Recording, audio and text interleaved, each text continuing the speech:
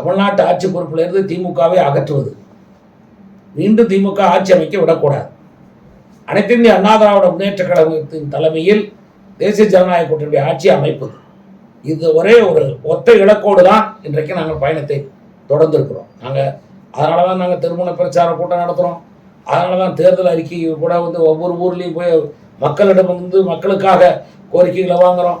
இது எல்லா வேலையும் நாங்கள் போட்டு டிக்கெட்டை போட்டு இத்தனை இடத்துல நாங்கள் நிற்கிறோம், அத்தனை இடத்துல அவங்க நிற்கிறோம், என்னென்ன இருக்கு அங்கே நிற்கிறோம், அப்படியெல்லாம் போட்டுட்டு நாங்கள் மக்கள்கிட்ட வரல. எங்கள் மக்கள் சந்திப்பே, எங்களுடைய இயக்கத்தினுடைய மக்கள் சந்திப்பே இப்படி தான் போகுது. யார் நிற்கிறாங்கிறது, ஒரு பக்கம் பழனிசாமி பிரச்சாரத்துக்கு போயிட்டு இருக்காரு, ஒரு பக்கம் பாரத பிரதமர் இன்னைக்கு மதுராந்தகத்துக்கு வந்தார், திருச்சிக்கு வந்தார், திருச்சிக்கு வர்றாரு, மதுரைக்கு வந்தார், அடுத்து மறுபடியும் தொடர்ந்து வருவார். இதெல்லாம் நாங்கள் எந்த விதமான எதிர்நோக்கமும் இல்லாமல் யார் எத்தனை இடத்துல நிற்கிறோம் தெரியல, எல்லோரும் திமுக எதிராக நிற்கிறோம். திமுக ஆட்சி அகற்றப்பட வேண்டும் என்பதற்காக நிற்கிறோம்.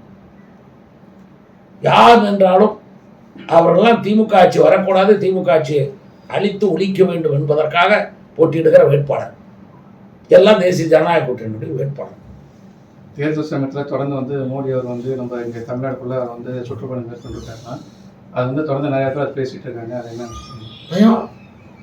அவர் வந்துட்டு போகிறாருன்ட்டு போக வேண்டியதானே? உங்களுக்கு என்ன இருக்குது?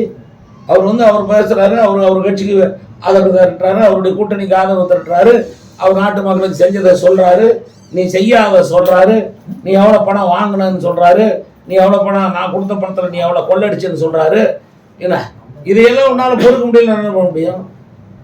இந்த ட்ரெயின் விட்டாங்கிறாரு, ட்ரெயின் ஓடுது, போய் பார்த்துட்டு வா. இல்லை இந்த ட்ரெயின் ஓடலன்னு சொல்லு.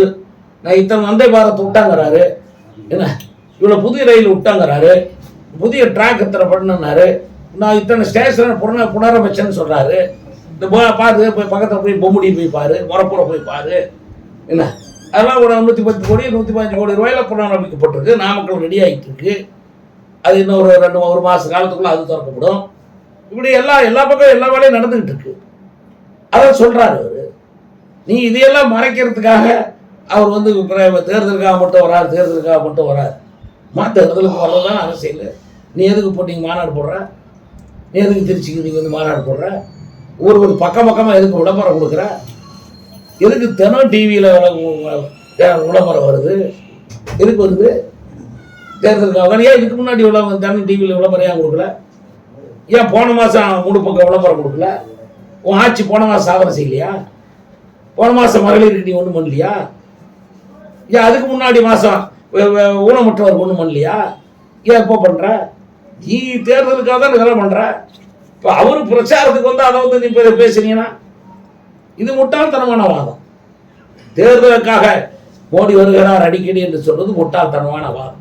செய்திகளை உடனுக்குடன் தெரிந்து கொள்ள கீழ்கண்ட கேபிள் மற்றும் டிடிஹெச் நெட்வொர்க்குகளில் எம்நாடு செய்தி தொலைக்காட்சியை காணுங்கள். பாதகம் செய்பவரை கண்டால் நாம் பயம் கொள்ளலாகாது பாப்பா. மோதி மிதித்து விடு பாப்பா, அவர் முகத்தில் உமிழ்ந்து விடு பாப்பா. அண்மை செய்திகளை உடனுக்குடன் தெரிந்து கொள்ள இணைந்திருங்கள் எம்நாடு தொலைக்காட்சியுடன்.